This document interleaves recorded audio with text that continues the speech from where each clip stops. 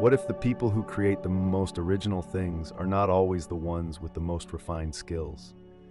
We grow up being taught to admire mastery, the fastest hands, the cleanest technique, the perfect voice, the musician who plays impossible notes, the painter who controls every brushstroke, the editor who makes everything look effortless.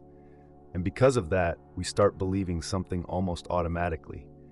If someone is highly skilled, they must also be deeply creative. It sounds right. After all, what is creativity if not doing something impressive?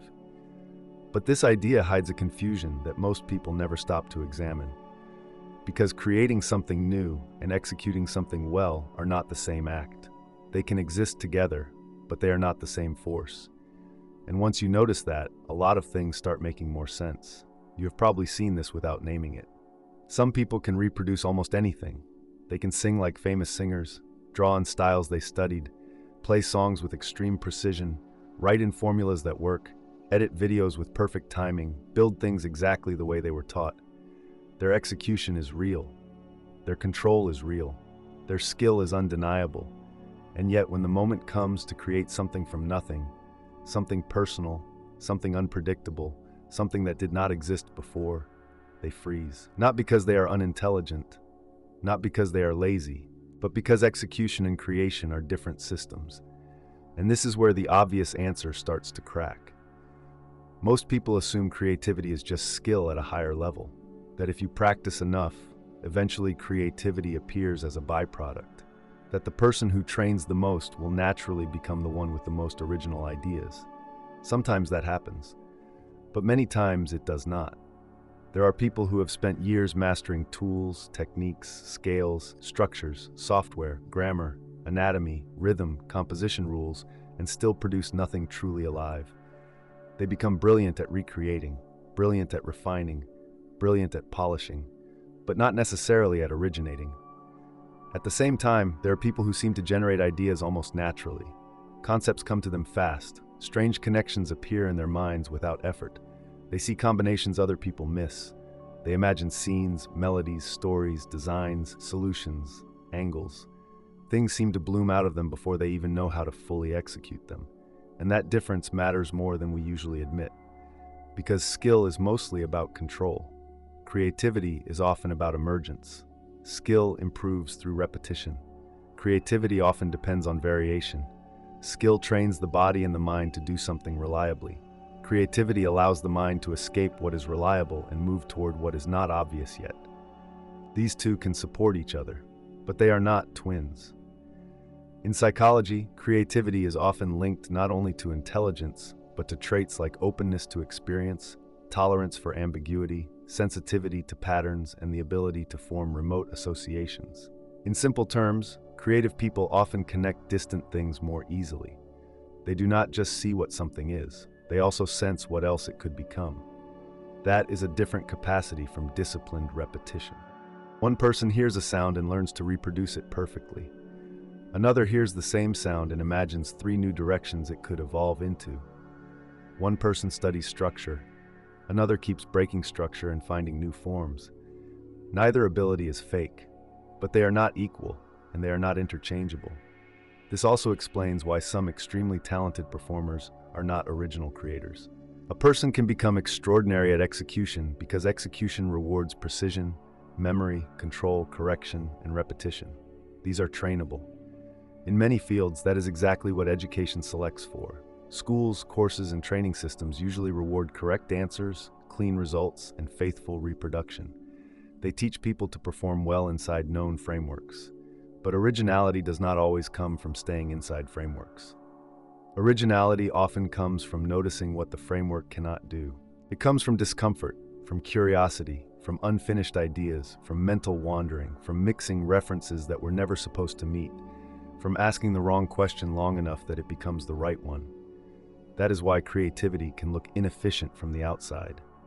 A highly creative person may seem inconsistent, distracted, messy, unfinished, full of strange fragments. Their mind may generate more than they can execute. They may have ideas far beyond their current skill level. That gap can be frustrating. But the existence of the gap does not mean the creativity is fake. It may actually prove it is there. because creativity often arrives before competence. A person may imagine films before knowing cameras, songs before knowing production, designs before knowing software, stories before knowing structure.